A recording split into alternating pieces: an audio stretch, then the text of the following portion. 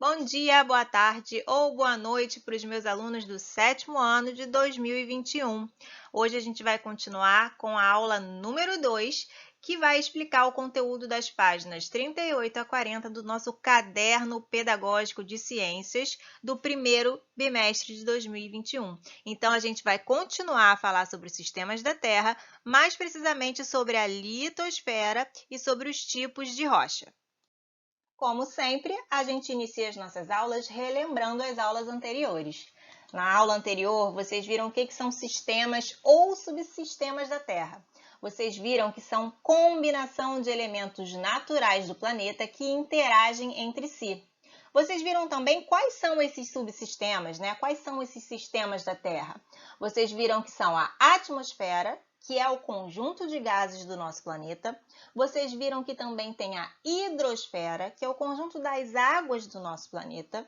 Vocês viram também que tem a crosta terrestre ou litosfera, que é o conjunto de rochas e solos do nosso planeta. E vocês viram também que tem o subsistema biosfera, que é o conjunto de todos os seres vivos do nosso planeta. Então, vocês aprenderam quais são os subsistemas ou sistemas da Terra. Litosfera ou crosta terrestre, né, que também pode ser chamada, atmosfera, hidrosfera e biosfera. Vocês aprenderam também geosfera, né? Vocês viram que a geosfera está relacionada a todas as partes internas também do nosso planeta. Lembra? Manto, núcleo. E a litosfera é essa crostinha aqui em cima, é a parte crocantinha do nosso planeta, que está solidificada na forma de rochas e solo, tá? Então, são coisas diferentes. Litosfera é a crosta terrestre e geosfera é a composição do planeta na sua parte mais interior. Na última aula, vocês viram que a litosfera é a parte externa e sólida do nosso planeta, que é formada por rochas e solos. Vocês viram também que a litosfera é onde ficam as placas tectônicas, onde se apoiam os nossos continentes do nosso planeta. Mas aí vocês sempre perguntam nessa aula, professora, hoje a gente vai estudar tipos de rocha. Afinal de contas, o que é uma rocha? Pessoal, uma rocha é um agregado, é um conjunto sólido de 2 ou mais minerais. Os minerais são substâncias não vivas, tá? São substâncias inorgânicas que vão se juntando de pouquinho em pouquinho e formando esse conjunto sólido que vocês chamam de rocha ou de pedras, tá? Às vezes, essas rochas podem conter também restos de seres vivos, que são restos orgânicos. Então, uma rocha é um agregado ou conjunto sólido de 2 ou mais minerais e, muitas vezes, também de restos orgânicos, de matéria que já foi viva um dia. Chegamos ao assunto principal da aula, os tipos de rocha. Existem 3 tipos de rocha e esses tipos de rocha vão ser classificados de acordo com como elas foram formadas, tá? Elas podem ser magmáticas ou ígneas, sedimentares ou metamórficas. Se você prestar atenção nos nomes e souber seus significados, vai ser muito fácil vocês aprenderem essa matéria. Não vai precisar nem de decoreba. As rochas magmáticas ou ígneas são aquelas formadas pelo resfriamento e a solidificação do magma. E aí, nessa hora, vocês perguntam, o que é magma? Vocês viram na aula anterior que o magma é aquela substância, aquele material incandescente, pastoso do interior da Terra que é muito quente. Quando ele é extravasado aqui para a superfície, pelas erupções vulcânicas, por exemplo, ele vai resfriando, porque aqui fora é mais fresquinho do que no interior da Terra. E conforme ele vai resfriando, ele vai endurecendo, ele vai solidificando e se transformando em rocha. Se é uma rocha que vem do resfriamento do magma, ela só pode ser uma rocha magmática. As rochas sedimentares são aquelas formadas pelos sedimentos de outras rochas, ou seja, por partículas, por partes menores de outras rochas. Aí vocês perguntam assim, como pode isso, professora? Simples, gente. Já ouviram falar naquele ditado, água mole em pedra dura, tanto bate até que fura? Esse ditado, ele é muito real. Porque as rochas, conforme vão interagindo com as águas, os ventos e os seres vivos, elas vão sendo desgastadas. Esse desgaste é justamente porque essas partículas da rocha vão sendo desprendidas dela. E aí, conforme elas vão se juntando, né, elas podem formar outras rochas, que são as rochas sedimentares, formadas pelo quê?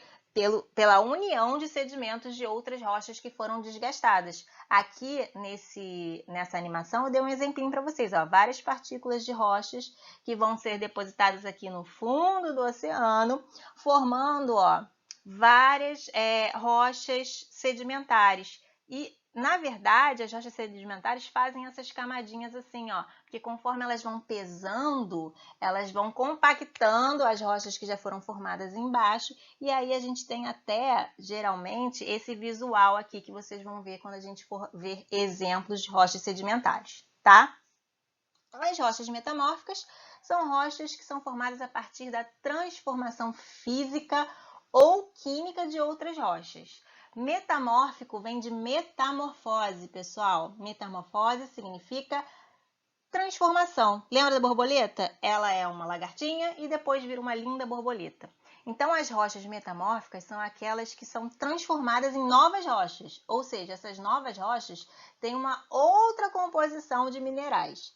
Como exemplo, a gente tem o mármore, que é uma rocha metamórfica muito usada pelos seres humanos para construção civil, banheiros, cozinha, estátuas, tá bom?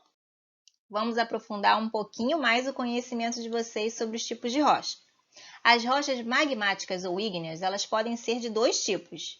Elas podem ser intrusivas ou extrusivas. É só prestar atenção no nome. As intrusivas estão relacionadas à parte de dentro e as extrusivas à parte de fora. Como assim, professora?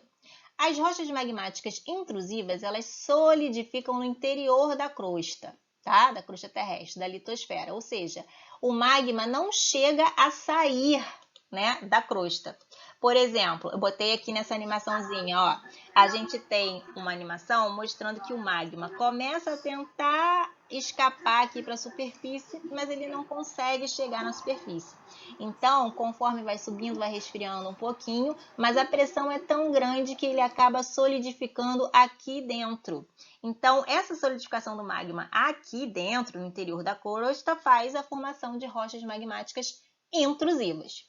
Já as extrusivas são as que solidificam na superfície da crosta, ou seja, aqui em cima. Também coloquei para vocês outro exemplinho aqui de animação. É quando o magma ele extravasa através de erupções vulcânicas. Eu mostrei até no quadro anterior. Esse magma ele vai resfriar, vai solidificar e vai endurecer, formando as rochas magmáticas extrusivas, tá certo? Agora, vamos ver exemplos de rochas magmáticas intrusivas e extrusivas? A gente tem aqui, ó, como rochas magmáticas intrusivas, o granito, por exemplo, que é muito utilizado na construção civil. E como rochas magmáticas extrusivas, a gente tem o basalto, tá? Então, a gente tem exemplos aqui de rochas magmáticas intrusivas, o granito, e rocha magmática extrusiva, o basalto. Segundo tipo de rocha que vocês já viram em quadros anteriores, as rochas sedimentares. Vamos ver mais uma animaçãozinha para vocês entenderem como elas são formadas? Lembra sempre que as rochas sedimentares elas são formadas a partir de sedimentos, partículas de outras rochas. Aqui eu estou dando exemplo mais uma vez desse sedimento sendo agregado, sendo depositado no fundo do mar, lá no substrato, lá no solo do mar. E aí, pessoal, conforme ele vai se depositando, ele vai criando um peso, né? Vai ficando pesado. Esse peso vai fazendo pressão nas partes mais abaixo, né? Que já tem algum sedimento. E isso vai como se fosse cimentando, né? Compactando e formando novas rochas por meio dos sedimentos de rochas antigas, né? Como exemplo de rochas sedimentares, a gente tem o arenito. Lembra que eu mostrei na primeira animação que elas tendem a ter esses desenhinhos aqui, ó, de sedimentos? É porque é tanto tempo para formar essas rochas e essa pressão fica tão forte que você acaba vendo a diferença aqui dos períodos, ó. Além do arenito, a gente tem também a argila. a gente tem o calcário e a gente tem o carvão mineral. São até rochas que, se vocês forem perceber, elas desfazem mais facilmente, né? Elas esfarelam mais facilmente nas mãos. Essa aula de hoje é muito importante para vocês entenderem a relação que existe entre as rochas sedimentares e os estudos dos fósseis. O que são fósseis? São evidências materiais da vida passada na Terra. Ou seja, através dos fósseis a gente tem uma ideia de quais eram os seres vivos que habitavam a Terra há milhões de anos atrás. Os fósseis podem ser constituídos por plantas, animais, e não só por parte desses animais, mas podem ser também compostos por impressões, pegadas, silhuetas desses animais que acabam ficando nas rochas. Os fósseis, eles não acontecem só no solo, não, só nas rochas. Também pode acontecer no gelo. Em locais muito frios, restos de seres vivos podem ter sido congelados e permanecido congelados por muitos séculos, por muitos milhões de anos, tá? Vamos entender como é que funciona essa formação de fóssil? Vocês viram lá no último quadro que as rochas sedimentares são deposições de sedimento. Então, o que acontece com os fósseis? O animalzinho morre aqui, um ano desse, conforme os anos vão passando, os milhões de anos vão passando, os sedimentos vão caindo sobre ele, as partes moles, né, vão sendo decompostas por seres vivos microscópicos, vão sobrando os ossos e as partes mais duras, às vezes nem isso, com o passar do tempo. Mas o formatinho dele pode até ficar lá, né? Então, dependendo de quando a gente acha esse fóssil, ele pode até estar um pouquinho mais íntegro, né? Com a presença dos ossos. Ou, se não tiver mais nada, pode estar lá o formatinho, né? A forma dele, do jeito que a gente faz com gesso. Pois bem, eles podem estar lá. Então, aqui eu coloquei algumas imagens de fósseis que foram encontrados e registrados de animais marinhos, de animais terrestres, que podem fazer com que os cientistas tenham uma pista de como era a vida há milhões de anos atrás. Vamos para o último tipo de rocha que vocês vão estudar hoje, as rochas metamórficas. Vocês viram nos quadros anteriores que as rochas metamórficas são aquelas que são formadas a partir da transformação de rochas originais, de outras rochas, né? Aqui, por exemplo, eu coloquei 3 rochas originais: granito, que é uma rocha magmática, arenito e calcário, que são rochas sedimentares. O que vai acontecer para essas rochas se transformarem em novas rochas? Ao longo de milhões de anos, altas temperaturas e alta pressão nessas rochas podem fazer com que elas mudem as características delas. Não só os tipos de minerais, mas também a forma e a compactação, ou seja, a aproximação desses minerais pode ficar diferente. Então, essas rochas aqui, por exemplo, ao longo de milhões de anos, podem ser transformadas em novas rochas, como, por exemplo, o granito pode ser transformado em gneiss, o arenito pode ser transformado em quartzito.